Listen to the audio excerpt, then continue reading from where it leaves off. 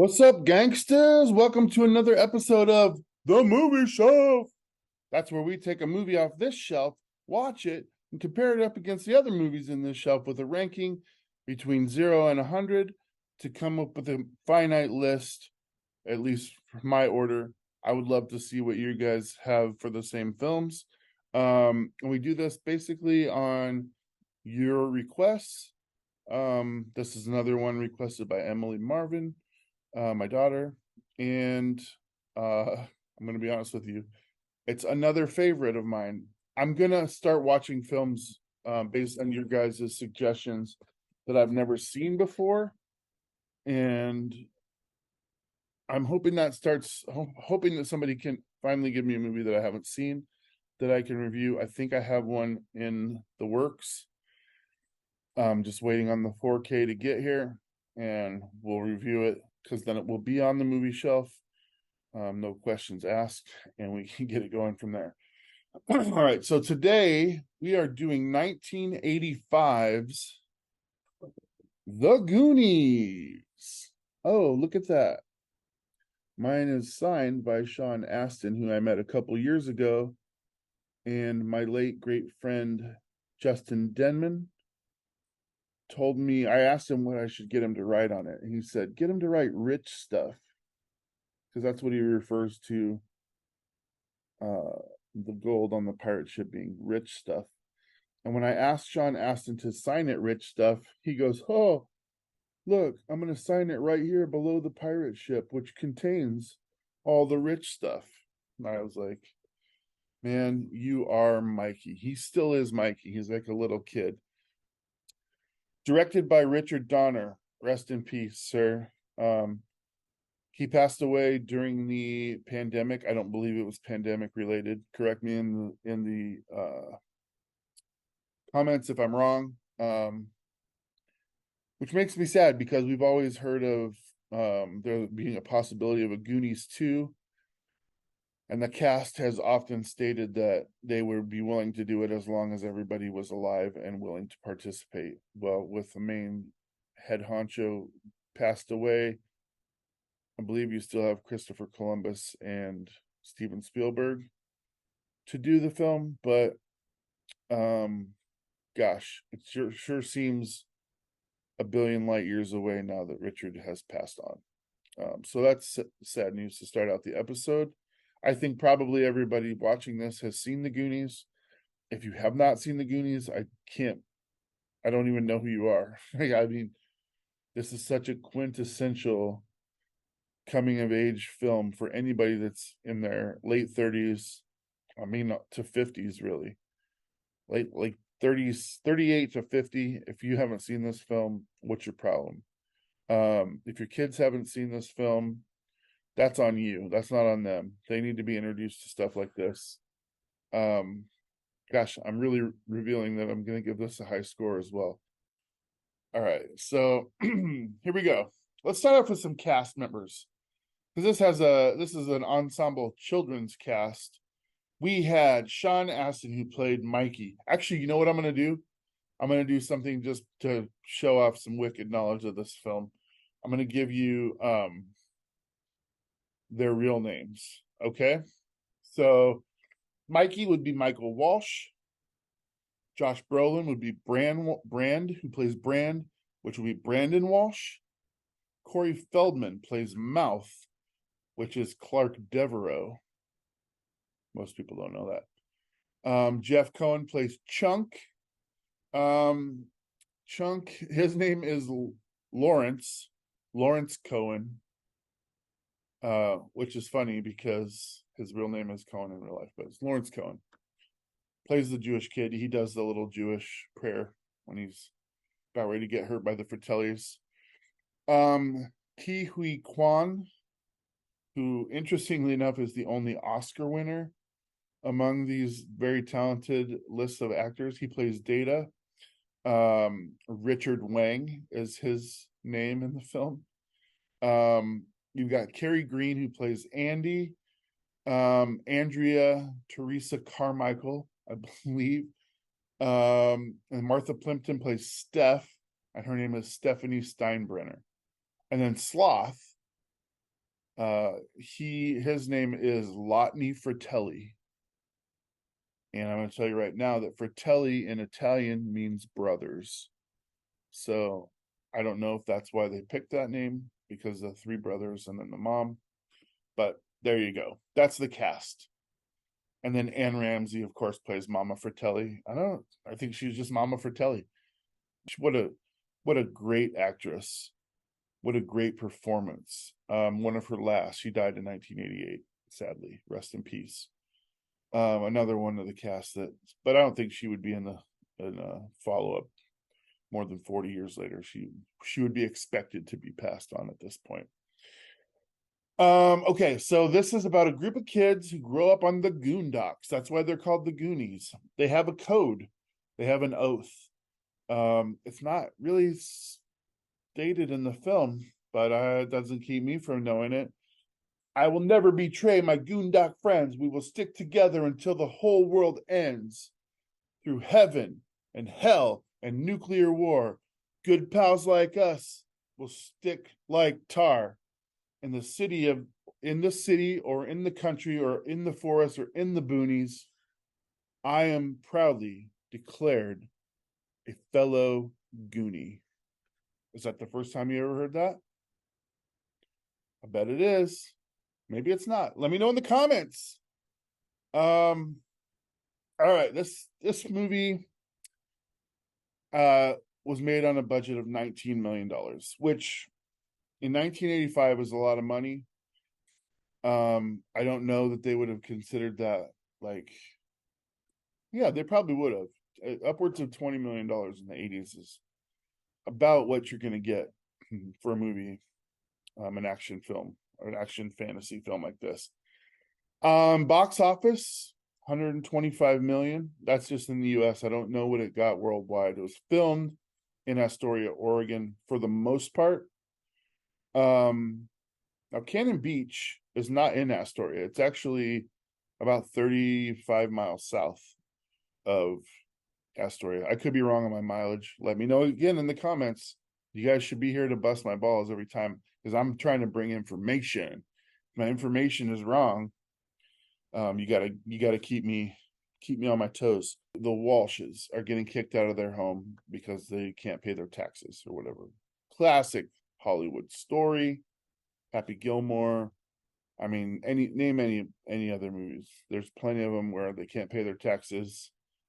And I mean, even Dirty Work was one where there's tax issues and money needs to be raised. So classic story there. All right. And they come across a treasure map in the attic of their home as they're looking around, and they say, well, this must be for that old story that our dad used to tell us about One-Eyed Willie and his massive fortune. So of course, in an effort to save the day, they go looking for One-Eyed Willie's fortune, despite older brother Brandon's much to his chagrin. All right, let's just leave it at that. So they get on this extravaganza of booby traps and meeting up with the Fratellis and being chased by them, and all in an effort to find a treasure and ultimately win the day. Okay, so that sets it up rather nicely for you. Again, I can't imagine a person not seeing this film. Actually, if you haven't seen this film and you're going to watch it for the first time, I'm happy for you, because you're going to be rewarded by some cheesy young child actors that became big movie stars doing something really cool. According to Sean Astin, he was actually allowed to keep the map that was used in the film to find One-Eyed Willie's treasure. And he said that years later, his mother's famous Patty Duke, she discovered the map. She thought it was just a crinkled piece of paper, and she threw it away. So how many of you guys have had your mom throw something? My mom, I had planned a trip to Seattle once, and I had Mariners and Seahawks tickets in a FedEx envelope, and I was saving them for my vacation. I never ended up going on the vacation because mom saw the FedEx envelope, thought it was a bunch of papers, and just threw it away. So shit happens, all right? I'm just saying, you got to forgive your mom. I mean, mine were just tickets. This was the freaking Goonies map, dude. If I had that, it'd be framed on the wall. All right. So shame on Sean Astin for leaving it around for his mom to just think it's a crumpled little piece of paper. It should have been on his damn wall. But Patty Duke, rest in peace. I don't blame you, but he probably still wishes that he had this map. One Eye Willie's pirate ship, 100% authentic and real. It was 105 feet long. It was built specifically for this film. And get this, when the film was over, it was offered to anyone who would take it. No one wanted it, so the ship was scrapped.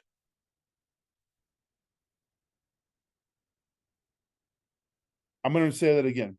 No one wanted it, so the ship was scrapped. All right, let me tell you guys something. I was in Astoria, Oregon in March of 2023. That's this year. I went to the Goonies house with my daughter, and for years, it was owned by curmudgeon old people that were tired of tourists coming up to them. And I'm thinking, this movie is 40 years old. Get over yourselves. How many people can actually come up there and inconvenience you by taking a few pictures of your damn house? Well, I was there in March. It is now open to the public because it was bought by somebody that is actually cool. And they have a big sign that says Goonies welcome. And the old sign said Goonies not welcome. And they would call the cops on you. Get off my property. And they could, because it's private property. Now, if you're standing on a public street, you can still take pictures, but there's no way to access the street. It's a dead-end road that's basically all private property. So we had the permissions, and we went up and we took pictures. Pretty cool. So I'm going to tell you now, I don't know if it's because it was open to the public or not, but just the 15 minutes that we were there, at least 30 people. And this was like a Tuesday at like 2:00 in the afternoon. At least 30 people had parked their cars and all went up to take pictures. So if you've had that stream of people for the last 40 years trying to take pictures of your home, I kind of get it. I still wouldn't be that much of an asshole about it. I would probably find a way to make money off of it.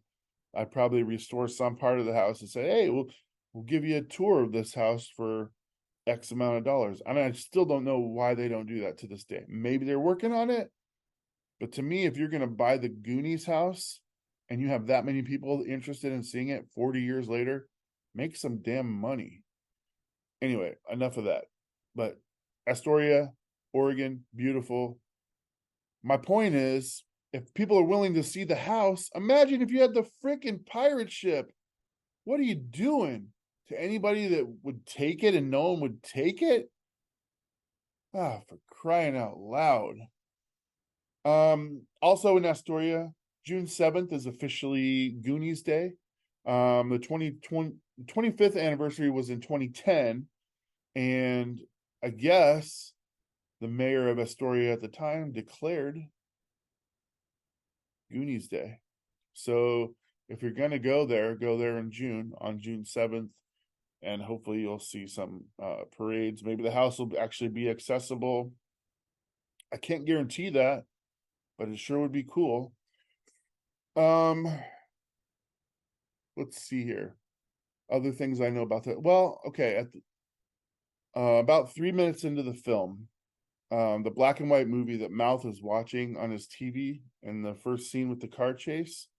I don't know if you guys recognize that film, but it's 1959, Some Like It Hot, which has prompted me to put it on the list. The Billy Wilder film is now on the list. I've never seen it, This is one that I've never seen. Can't believe it. I know a little bit about it, but I can't wait to watch it, research it, review it, and put it up here. I told you Patty Duke threw away the Goonies map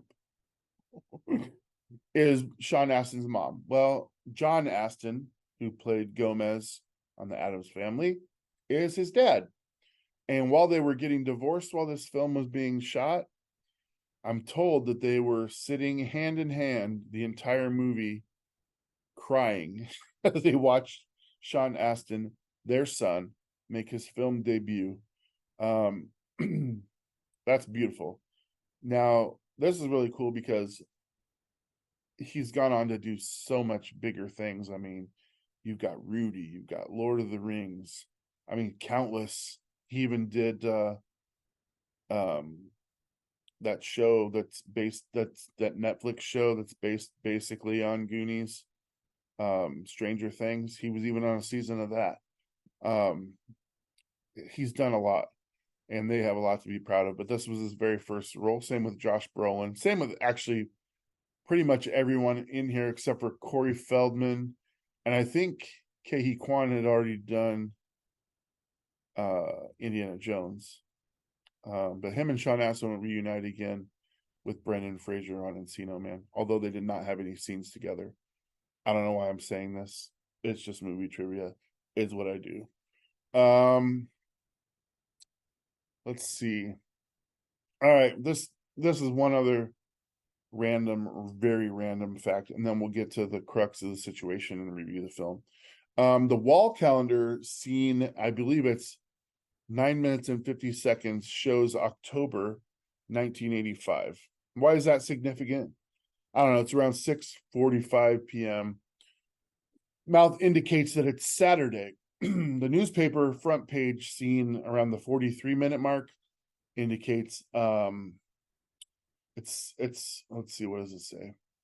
On the front page, it says it's dated October 24th, 1985, which is a Thursday. So all of this means that the action that takes place on Saturday, October 25th, 1985, I'm sorry, 26th, October 26th, 1985, that incidentally happens to be the exact same day on which the events of the original Back to the Future 1985 also took place. So Spielberg must have some kind of boner for those dates, because that's the only thing I can think of. But I saw that and I was like, does that match up? So I grabbed my trusty, because I knew it was October 1985, grabbed my trusty copy of my 4K Back to the Future. Sure enough, these events occurred simultaneously. I'm wondering if in some universe Spielberg imagined them traveling to like the next day, but only in Astoria, to help the Goonies if they were to fail. I don't know. Stupid. I'm being stupid now. But some people might find that interesting. Some people may be like, you're full of shit. Go look it up, dude. It's legit. I want to end it with this, because I don't have a Beckett magazine from 1985, but I want to tell you that around 55 minutes into the film, they find a Lou Gehrig baseball card. Mikey finds it on Chester Copperpot's body. That card recently sold for $275,000 at an auction. It was mint condition, mind you, but $275,000 for that Lou Gehrig card. They could have ended the whole thing right there. I don't know how much money that they needed. They never specify, but you could have just walked away with the Lou Gehrig card and probably saved your family's future. That's it. That's all I have for Goonies, other than I need to rank it and put it up against all the other films on the shelf. This was hard to do, because it's a great film in so many ways. Is it a masterpiece? for people ages of 6 to 17, it is an absolute masterpiece. Does it have flaws? Yes. Does it stand the test of time? That could be debated. But here's the thing: once you love the Goonies as a kid, you're never going to turn your back on it. You'll never betray your Goondock friends. You stick together until the whole world ends, right? As per your oath. So, knowing that, I had to give this film an 88.8. And I'd be lying if I didn't say that 88 pertains a little bit to Back to the Future. Also, if you're a nerd, you get that reference. 88.8 on the, there's no name for the scale.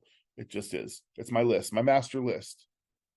The movie shelf master list, 88.8. That puts it at number 5. So I hope you enjoyed this little episode about the Goonies. To me, it was one of my favorite ones to talk about just because I know a lot about the film and I love it. I grew up with it. I've reviewed it several times. I've met several of the actors. It continues to fascinate me, and I wish that Richard Donner was alive.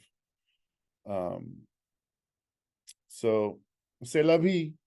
Until the next episode of the Movie Shelf, please like, comment, subscribe. We need all of these things to continue this channel. I don't